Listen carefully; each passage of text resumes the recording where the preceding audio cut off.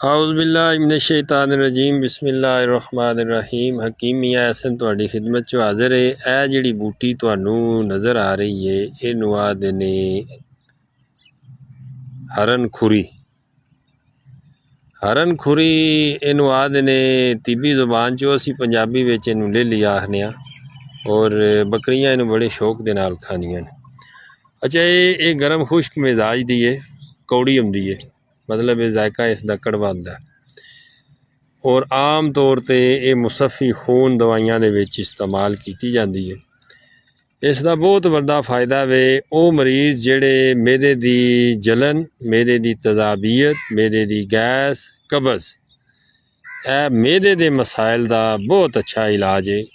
इसके पत्ते जेड़े ने एक छटाक इसके पत्ते, 2 माशे काली मिर्च ते 1 माशा नमक सफ़ेद, इन्हों खरल करके ये अच्छी तरह खरल करके ये 1 गिलास पानी पाओ।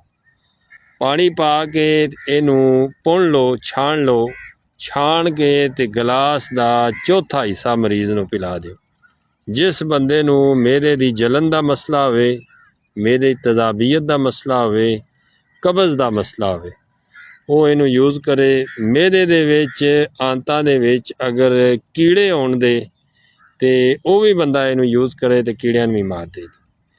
सौदावी अमराज मैदे दे उन्हां दा बहुत शाफी इलाज है यह बूटी। हरन खुरी इनू कहंदे ने ते इस्तेमाल करो, दुआवां याद करो। ये वीडियो असी बनाने इस वजह वास्ते कि आम सादा जिहा नुस्खे शेयर करके आवाम नू मुस्तफीद किया जाए। तुसी भी कोशिश किया करो कि वीडियो नू ज़्यादा तो ज़्यादा शेयर करो। बहुत शुक्रिया। फी मान।